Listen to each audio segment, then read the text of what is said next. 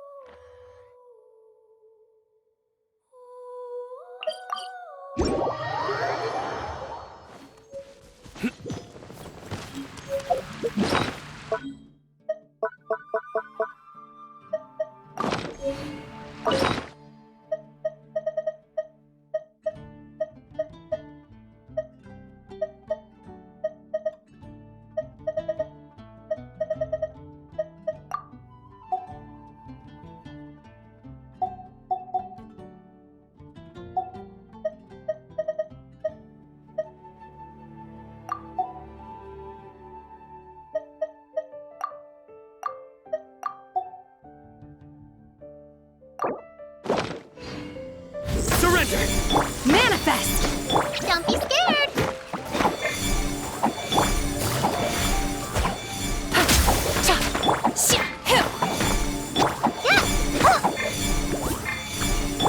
Nowhere to run!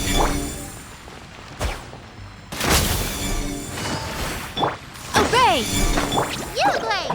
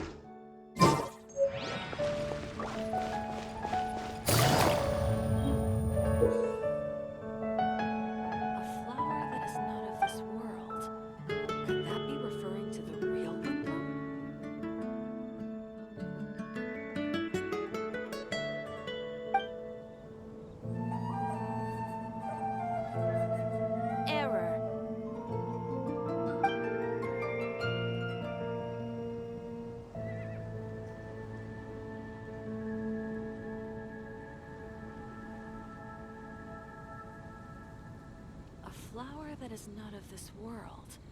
Could that be referring to the real Windblume?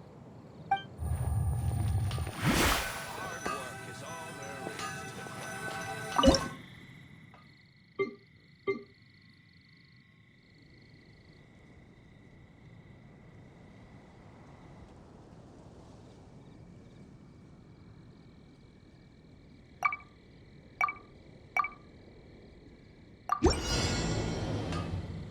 Navigating the world is a whole lot easier with a few different identities to choose from.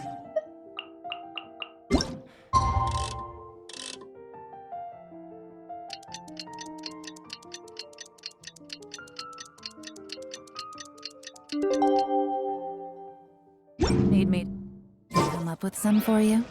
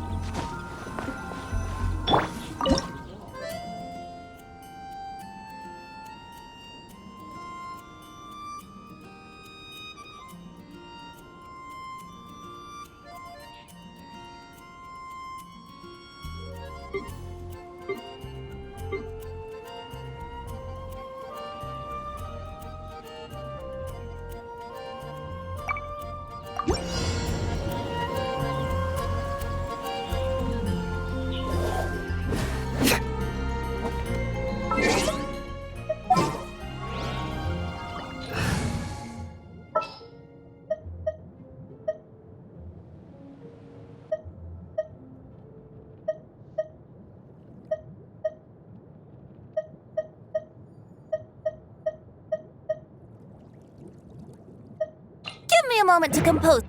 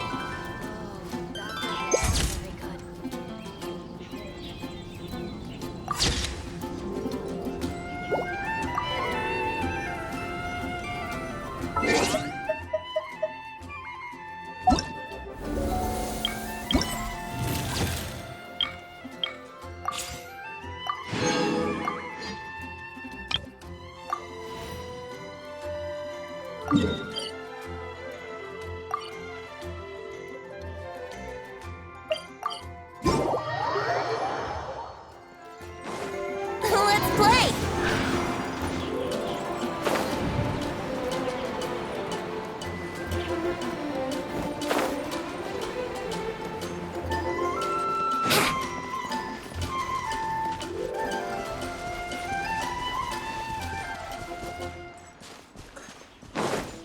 If I can pull it out.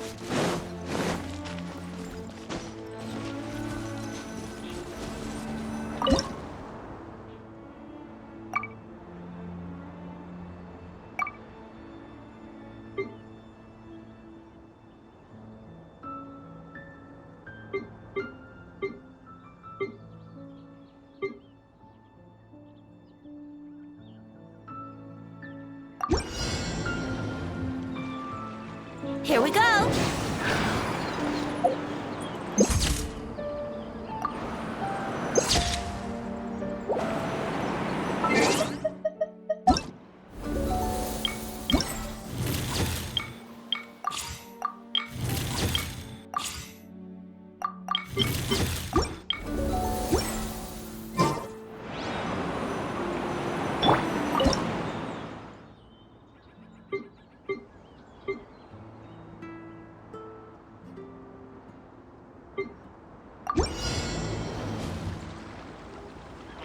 My will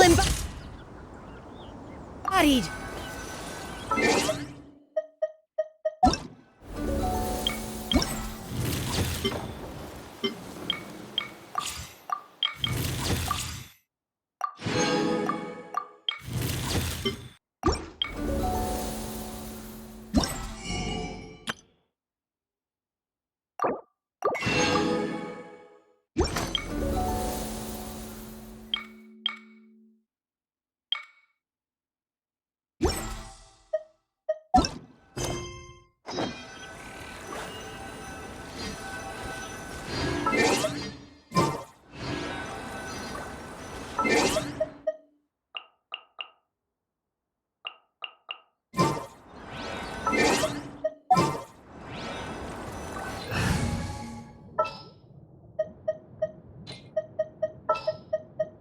Our mission begins.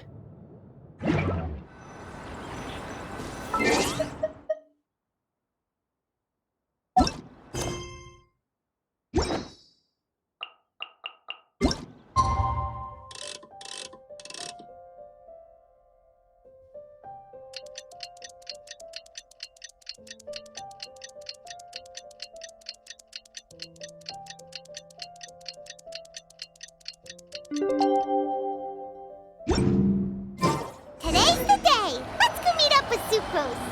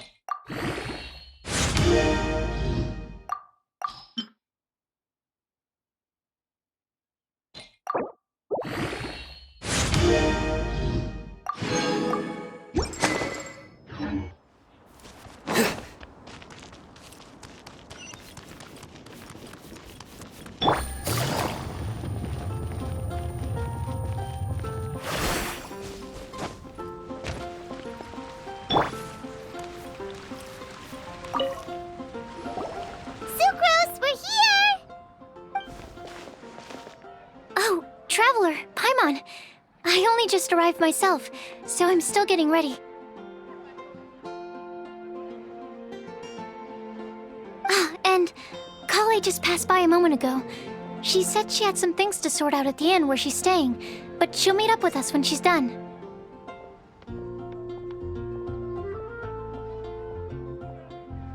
Apparently, Tainari and Sino both went out, but she stayed behind because she wanted to help us.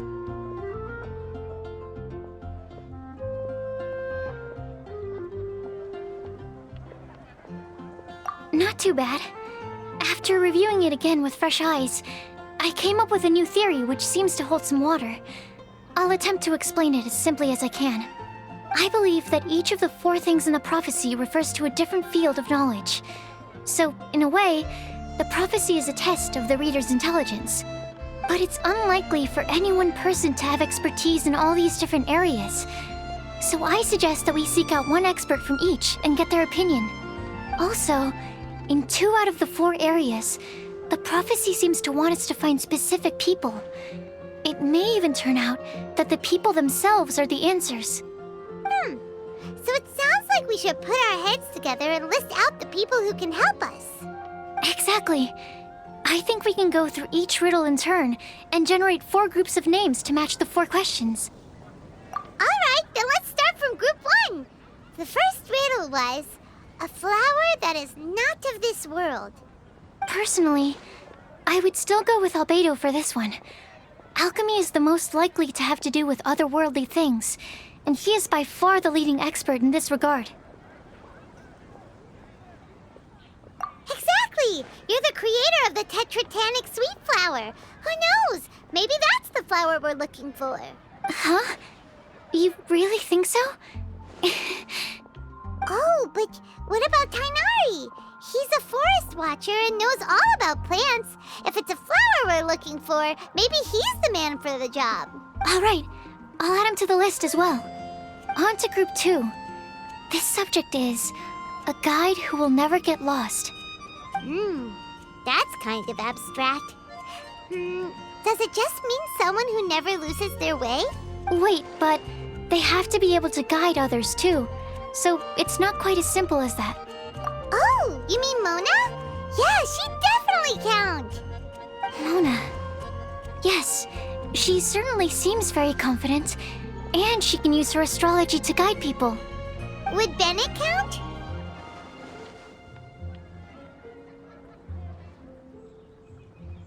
Well, his luck's so bad that as long as you go in the opposite direction from him, you'll always be going the right way, right? I see. I suppose I can't argue with that logic. Add him to the list. Finding everyone won't take long, so one extra person won't hurt. I know. Would Outrider Amber be a valid candidate for this category as well? Yeah, she would! She's got a great sense of direction after all. As a matter of fact, when the Traveler and Paimon first came to Mondstadt, she was actually the one who gave us directions. Yes, she's certainly a good guide. Is there anyone else? Let me think. Yes, I believe there may be one more. Albedo once made a set of equipment for Mika from the reconnaissance company. He's their surveyor and an exceptional pathfinder. He's even instructed others in the discipline of surveying before. So, in my view, he's highly unlikely to lose his way and would be very good at helping others find theirs. Cool! Another one for our list! Wait, Kale should have been here by now. Wonder what's taking her so long. Sorry, could we continue our chat somewhere else? Oh, you wanna go see how she's doing, right? Sure!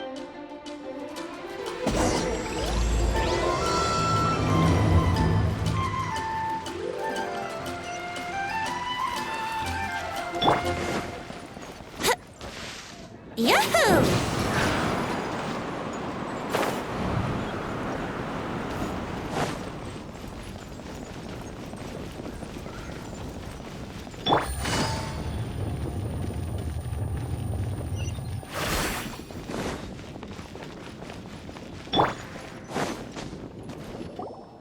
Hi, Kale.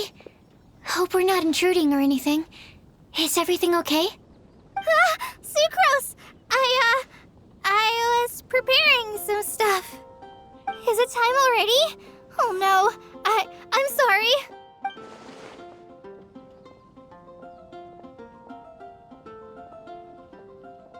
Don't worry. The Traveler and I only just met up. We were just worried that you might get lost along the way, so we thought that we'd come get you. Thank you. I'm ready to join you now. How's that thing going?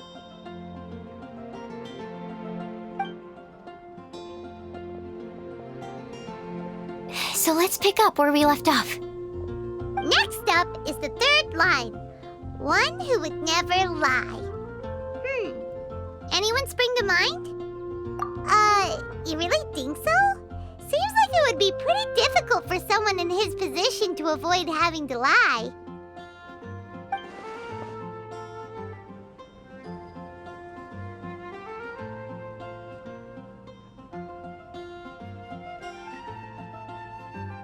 Then what about Kaya? He's the cavalry captain and a rather popular figure, but...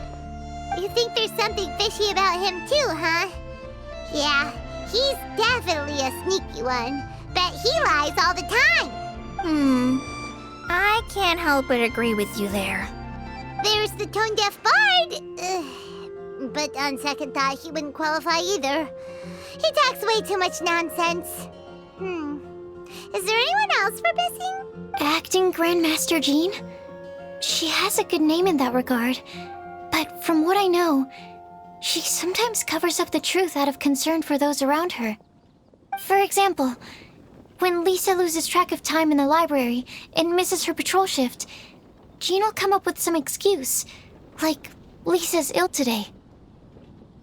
Also, she sometimes makes up stories to get Clee to behave, like the one about the big monster that comes to catch naughty kids who don't go to bed on time.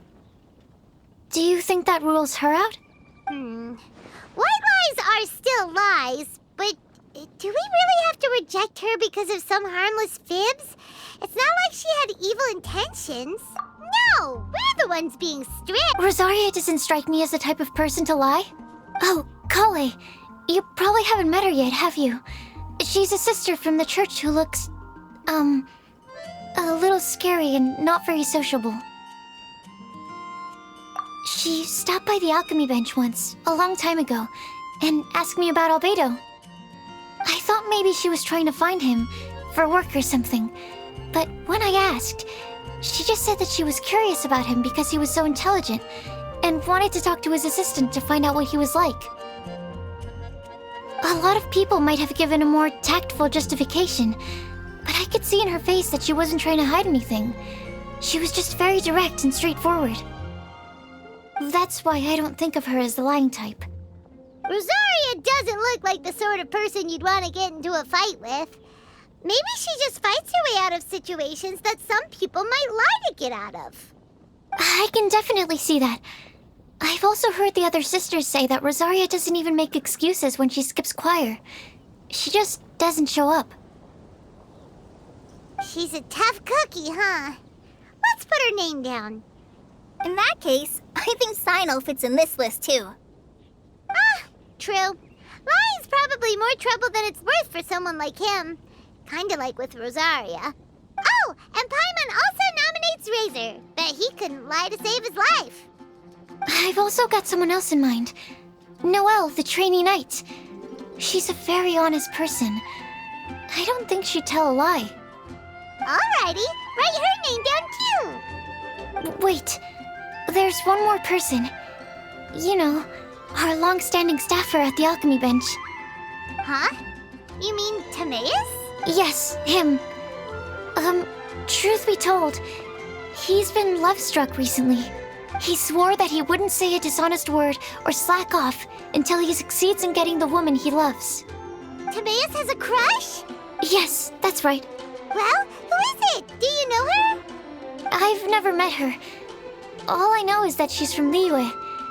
Timaeus says that she's fun, has a great personality, and is very, very good looking. Since we're on the topic, helping Timaeus win the lady of his dreams was also one of my goals for this Windblume festival. But how can we help with that? I don't know. Make sure he uses nice paper and a fancy envelope when he sends letters to her. help him pick a nice gift and wrap it properly. That sort of thing. Yeah. I had the same situation once in the Avidia Forest. I helped another forest ranger out by delivering a love letter to the coworker she likes. Yep, that sort of thing exactly. Oh, also, I helped him with some of the groundwork for one of his research projects. He must have appreciated it, because he gave me a refrigeration device that he's been developing as a thank you gift. Is it any good? I mean, it looks nice. Sounds like a no. Alright, guess we'll put Loverboy down on the list then. Okay, so last of all, we have a legend that never ends. Anyone come to mind for this particular line? Lisa, perhaps? A librarian understands books best, and aren't most legends written down somewhere? When I think about legends, fairy tales and picture books come to mind. Maybe Kale. She read a lot of fairy tales when Tainari was teaching her to read. Oh, Do I count?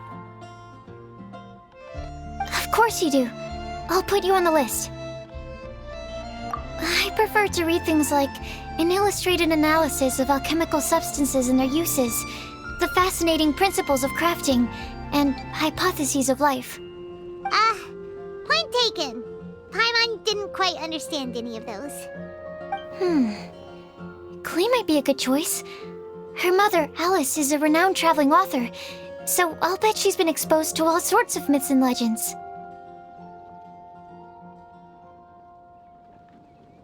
Alright then, Klee makes the shortlist. Well, that should just about do it. Next up, we should go and ask the people on the list about the prophecy. Do we have to ask absolutely everyone on the list? It seems like a lot of people. It is. So, I was thinking that perhaps we should split up. That might make our search more effective. Okie dokie. Also, I've thought of a method of gathering feedback. No problem. We can do that. You and the Traveler are practically joined at the hip, so you two can go together. I'll pair up with Kale. Capable Kale and sensible Sucrose. Sounds like a winning combination. Okay, I promise I'll help. Capable Kale. Yeah, I got this. Rest assured that the unbeatable Traveler and Paimon will do our part too. Off we go.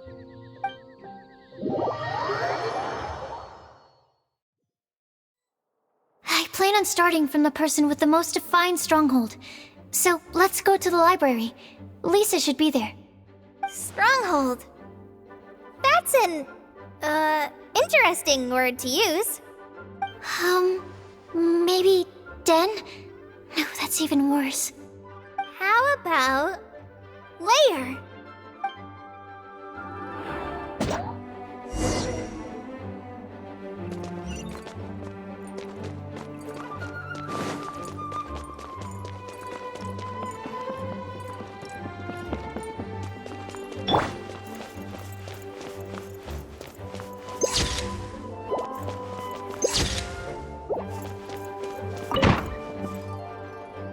Here we are, Lisa's lair.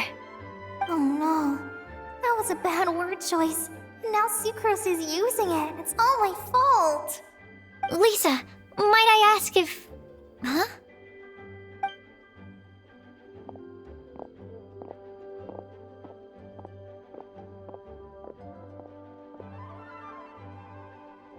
Sucrose. Kale. What are you doing here? I can only sucrose that they were Kale-ing on someone. At least that's as far as I know. Please, just stop it with these puns. I beg you. Are you trying to win worldwide fame for unfunny jokes? Is Lisa not here at the moment? Surprising, isn't it? She went out. I'm afraid it's just us here looking for information. Except me. I'm not here for information. Like you, I came here for an abortive search for the librarian, who is also my academia senior. Oh, so you studied in the same darshan as Lisa? That's right. Her mentor in Sumeru was also my benefactor. We were both Spontamod students. Wow, that's cool. But wait, we're getting sidetracked. We came here to look for some information. Kale and I are investigating a prophecy, and we were hoping you all might be able to help. Oh? What sort of prophecy?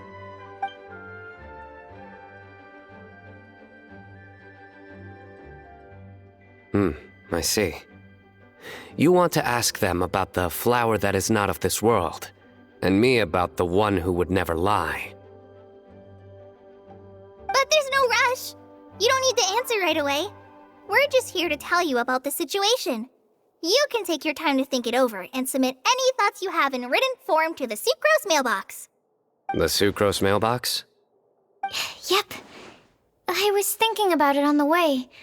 And although they seem like trick questions, there's a lot to mull over once you get down to the details. A quick answer off the top of your head might not go into enough depth. So, I decided to place a mailbox next to the alchemy crafting table. Everyone can submit their written answers there when they're ready. We don't have to call it the Sucrose mailbox, though. It could just as well be called the Sucrose and Kale mailbox. Or even the Sucrose, Kale, Traveler, and Paimon mailbox. I think in this case, we can just go with your quick answer off the top of your head. Sounds like a good solution. Certainly more reliable than verbal discussion alone. Agreed. Certainly when it comes to discerning whether someone is a liar or not, you cannot simply take them at their word. Understood. Once we've had a look into it, we'll place our replies into your mailbox. Thank you all so much. Okay, let's tick them off the list and carry on working our way down. Already done.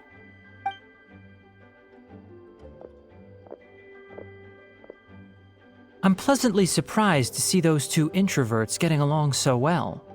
Do you get the feeling that Kale's return to Mondstadt has emboldened her more contrarian side? Yes, I'd noticed that too.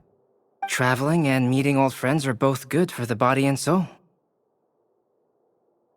And isn't rediscovering one's youth while revisiting old haunts a worthwhile pursuit? When I first met Kale, she'd never known happiness or youth. But things are different now. Her Elazar being cured was a huge milestone in her life. Kale is a very sensitive and introverted child. I'm sure you must have noticed that too, Albedo. From the time she's been in my care, I've observed that she's actually a very lively character by nature. But she had a very rough start in life, and it changed her. So, might I assume that your respective claims of looking for plants and artists in Mondstadt were just pretexts? I wouldn't say that. Both Kale and Genius Invocation TCG are very important to me. Would it really kill you to just say yes in this situation? Fine. Yes, we came out of concern for Kale. She's been back to Mondstadt of her own accord several times, but it has led to no significant improvement in her mood. Well, it won't hurt to give her some more time. I believe that Sucrose might be able to help her. Sounds like an extension of your own self-confidence as your teacher. You could say that. In a similar vein, I've heard that Sumeru scholars often build their social relationships based on their academic ones. Is that true? I suppose it might look like that from your perspective. Sumeru society is something of a special case.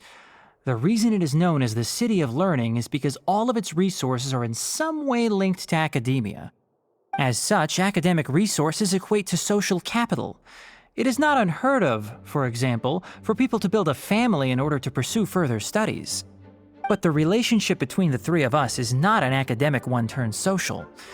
We've never even worked on a paper together for starters. Oh, so the academic paper is the nexus of the academic family. Interesting. I would think of us more as siblings. An equal and pure relationship, unaffected by academic considerations. as much as I'd prefer not to admit it, that statement is not inaccurate. I can understand that position. I have a younger sister myself, and it's only natural for me to be protective of her. What you describe fits the idea of a city of learning, as I imagine it. The family is where all social relationships intersect. As such, a family founded